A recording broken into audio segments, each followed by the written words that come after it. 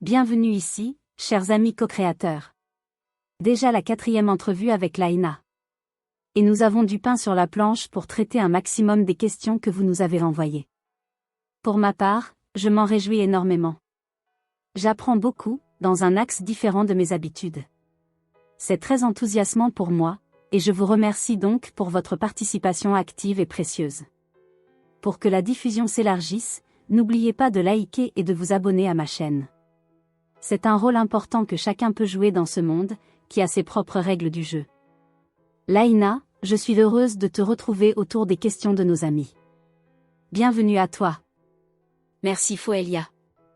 Je partage ta joie et je suis en pleine forme pour cet exercice. Et bien lançons-nous avec cette première question du jour, envoyée par à ton intention. Pouvons-nous demander que descende plus de lumière sur Solterre ? Je me sens de plus en plus prêt à l'accueillir et la rayonner, mais sommes-nous suffisamment à l'être ? Ou devons-nous tous être arrivés à un certain stade minimal ? À moins que seulement certains d'entre nous doivent l'être pour le collectif ? As-tu des pistes ? D'abord merci pour ta question. C'est évident que vous pouvez demander plus de lumière. En réalité, chaque fois que vous la demandez, vous vous autorisez vous-même à en recevoir une dose supplémentaire. Chaque appel compte. Ta question me laisse penser que tu t'en mets beaucoup sur le dos.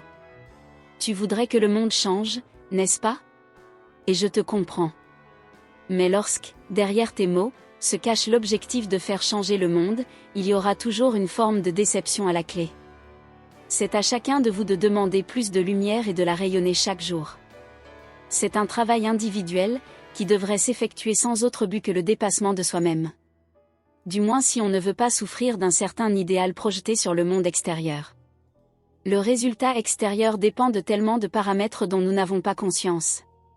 Peut-être le monde va-t-il se transformer vers le beau, peut-être va-t-il imploser. Mettons-nous une fois pour toutes à l'aise avec chaque hypothèse. Si nous agissons pour éviter la fin du monde, nous nourrissons ce scénario. C'est de la métabolique subtile. Partons du fait que le monde n'ira jamais mieux. Vraiment, jouons à ça. Sachant qu'il va vers sa fin, cela change-t-il ton enthousiasme à aimer du mieux que tu peux à chaque instant ? C'est ça la clé.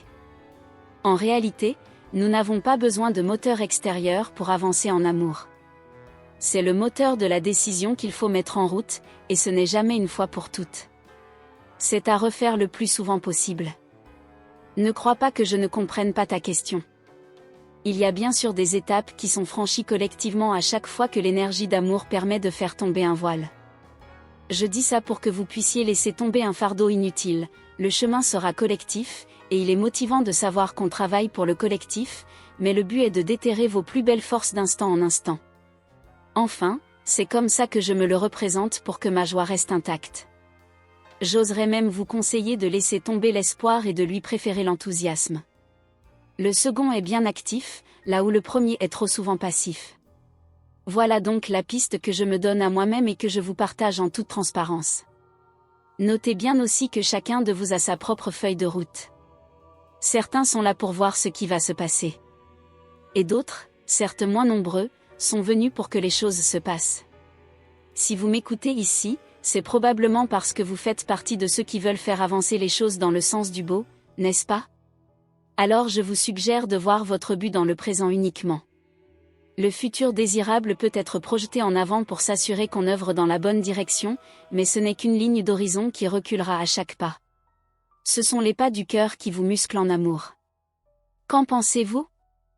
Personnellement, je crois bien sentir ce fardeau qu'on peut laisser tomber. Ce fardeau qui prend parfois la forme de l'espoir, tourné vers l'extérieur. Mais ce n'est pas si simple à comprendre. C'est pourtant limpide il me semble.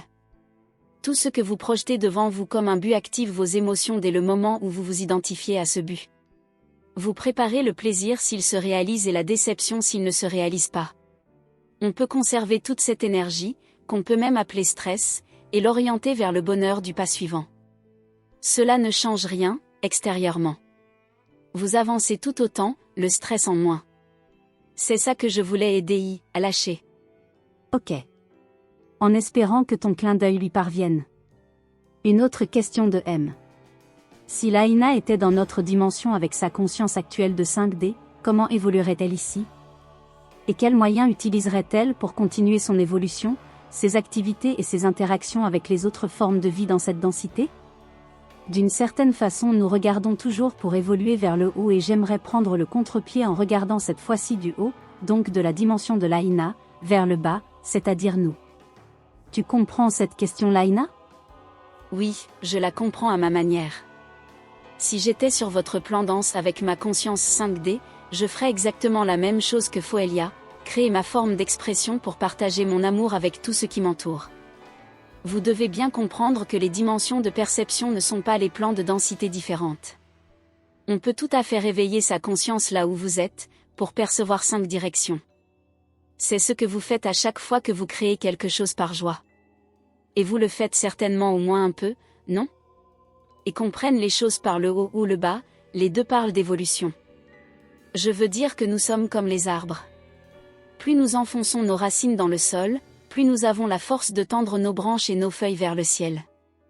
Je pourrais certainement vous rejoindre en plongeant dans la densité et je serais confronté, comme chacun de vous, au traumatisme de ce monde, à ses conditionnements, ses habitudes.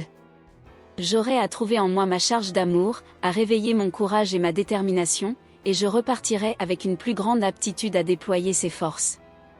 Il se fait que, pour le moment, j'ai choisi un autre rôle, mais qui m'enseigne tout autant, m'ingénier à trouver tous les canaux possibles pour atteindre Foelia, et maintenant, vous atteindre en plus grand nombre. Pour ça aussi, j'active de nouvelles forces à chaque instant. Je rencontre mes déceptions là où j'avais mal placé un espoir extérieur, clin d'œil haï, je me relève, je fais le point, je rechoisis la joie et je trouve de nouveaux moyens pour la rendre plus rayonnante encore. Mon plan est plus fluide. Ma conscience 5D est ma demeure la plus régulière, là où vous avez plus de peine à la mettre à jour. Tout ça pour dire que je ferais certainement la même chose que vous si j'étais à votre place. Tout en étant unique et différente. Voilà. Merci Laïna. C'est beau de t'entendre dans la simplicité de ton être. Maintenant une question de S. Que sont nos rêves nocturnes et y a-t-il un intérêt à retenir ou analyser ce qu'on en capte en se réveillant? De ce que j'en sais, vos rêves nocturnes sont des aventures vécues sur d'autres plans, plus ou moins éloignés. Ce qui est particulier sur Solterre, c'est que vous êtes presque toujours inconscient de ces voyages. Je veux dire que vous n'avez pas bâti de pont de conscience entre les plans subtils que vous visitez et votre conscience de veille. Il y a des gens qui aiment explorer tout ça. N'est-ce pas, Foelia? Oui. C'est vrai que je me suis toujours intéressée à ça, à exercer ma conscience pour faire le pont. Après, ce qui est important, c'est de faire ce que vous aimez. Si vous vous prenez de passion pour l'analyse des rêves, eh bien foncez. Vous découvrirez des choses et vivrez des expériences. L'intérêt qu'il y a à donner votre attention à vos rêves, c'est que ça permet de réveiller votre conscience sur les autres plans. Si vous écrivez vos rêves tous les jours, par exemple, vous finirez par vous réveiller au milieu de vos rêves, ce qui donnera un rêve lucide, parce que votre âme sera connectée à votre conscience de veille, tout en visitant un autre plan. C'est un bel outil pour visiter l'univers entier. Vous êtes tous promis à fusionner votre conscience de cette manière. Tous, nous avons à retrouver notre mobilité à travers les plans de conscience tout en conservant la mémoire de notre parcours. Merci Laïna. Question suivante? Volontiers. C'est une autre question de S.